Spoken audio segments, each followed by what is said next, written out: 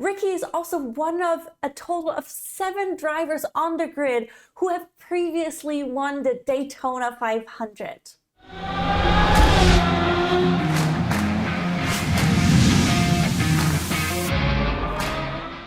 Hi guys, and welcome back to another episode of the Daily Racing Show here at RacePlazaMedia. This weekend, the Daytona 500 is happening, so what better time to take a look and find out more about the Daytona 500. As per usual, when we talk about a new race or series, we're going to talk about what, when, where, and anything else that we come across that might be of interest to you, that definitely we found interesting during our research. So let's get right into it. What is the Daytona 500? The Daytona 500 is the most iconic and prestigious race in NASCAR. It kicks off the NASCAR Cup Series season, and it's been the season opener since 1982. And this year, it officially kicks off the 76th NASCAR season. As the name hints at, it is a 500-mile race that kicks off the official Cup Series season of approximately 26 races that typically happen on Sundays. When is the Daytona 500 happening? It is happening this Sunday, February 18th, starting at 11:30 a.m. Pacific Standard Time. You'll be able to watch it on Fox. However, there are several different things leading up to it that will be happening. So starting on Wednesday, the qualifying sessions kick off with the duels on Thursday, and then Friday, Saturday, we have practice sessions preparing for the big race on Sunday. Where is the Daytona 500 happening? It is happening at the Daytona International Speedway in Daytona, Florida. The track itself is 2.5 miles long or 4 kilometers long. So it will take them 200 laps to complete the 500-mile race, which approximately takes about 4 hours.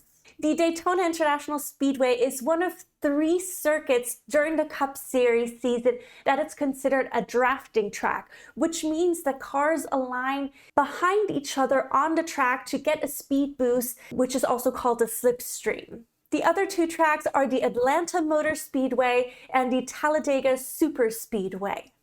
Let's talk a little bit more about qualifying for the Daytona 500. As mentioned, qualifying will happen this year on February 14th, Wednesday, Valentine's Day. However, on the day before, there will be random draws to figure out the exact starting order of the qualifying session on Wednesday. One important thing to note about the drawing is that the final 20 starting positions for the qualifying on Wednesday are the 20 highest scoring cars from the previous season. The reason for that is that track evolution has a big effect on the hot laps for qualifying, and as qualifying continues on, the track gets better and better. For qualifying, each car has the opportunity to do 1 hot lap, so 1 flying lap of the tri-oval track, and the 2 fastest cars during qualifying will lock in the pole positions for the race on Sunday. All the remaining vehicles will participate in the duels on Thursday. For Thursday, we have 2 duel races consisting of each 60 laps, which is 150 miles. The first duel will determine the inside row of the race for Sunday, and the second duel will determine the outside row. For the race on Sunday, we have a total of 40 cars participating. Out of those 40 spots, 36 of those spots for the Great American Race are guaranteed to charter teams, meaning those are teams that are participating the entire NASCAR season.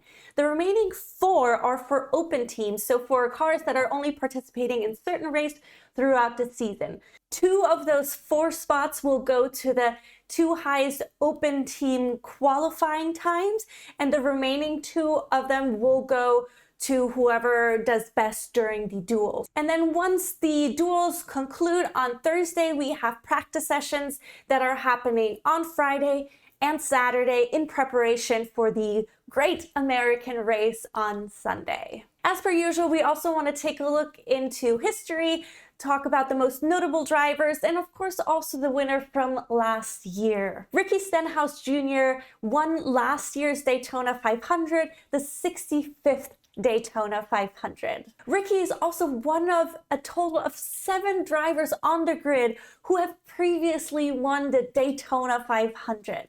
From what I've read online, the 2 favorites for this year's Daytona 500 are Ryan Blaney, who won last year's 2023 NASCAR Cup Series Championship, and also Denny Hamlin, who won this year's The Clash, which is an exhibition race which we've covered in a previous video, so definitely check that out. But I mean, as I mentioned, those are just things and odds that I've read online. If you know of a different favorite, or if you have a different favorite, please do let us know in the comments below. I'm curious what people think. A couple additional things that I learned during my research was that the Daytona 500 happened for the first time as it is on the Daytona International Speedway in 1959. And Lee Petty was the first person to ever win the Daytona 500 in 1959. Currently, Richard Petty is the person or the driver with the most Daytona 500 wins, a total of 7 during his career, with the first one in 1964, in which he led a total of 184 laps out of 200 laps. As mentioned, Denny Hamlin is one of the favorites for this year's Daytona 500. I think one of the reasons might also be because he's already won 3 Daytona 500s, and he's the only one currently on the track who has won multiple Daytona 500s. And the team with the most Daytona 500 wins is Petty Enterprises with a total of 9 wins. So we have Lee Petty winning the first ever Daytona 500. We have Richard Petty winning 7 Daytona 500s, and we have Petty Enterprises winning a total of 9 races. Now, what can you win for participating in the Daytona 500? Not only, of course, do the drivers receive points towards their Cup Series championship, starting with 40 points for the first place winner, and then going down 1 point by each position. With the Daytona 500 being the most iconic and prestigious racing event of NASCAR, it of course has a considerably large purse. From what I've read online, 2023, the overall purse was just over $26 million.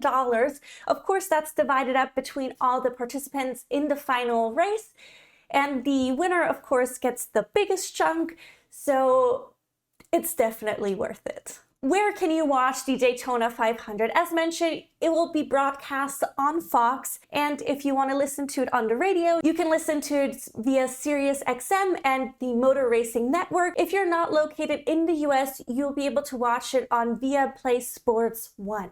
All right, folks, that's everything I have for you guys about the Daytona 500. I very much enjoyed my research to find out more about the great American race, and I'm looking forward to watching my first NASCAR race this weekend. We've previously covered The Clash, which is an exhibition race, which is very different from the typical NASCAR race. So I'm definitely looking forward to watching this one on Sunday. I will also be keeping an eye on Denny Hamlin and Ryan Blaney to see if one of those two will turn out to be the winner, or maybe there will be a surprise. Who knows?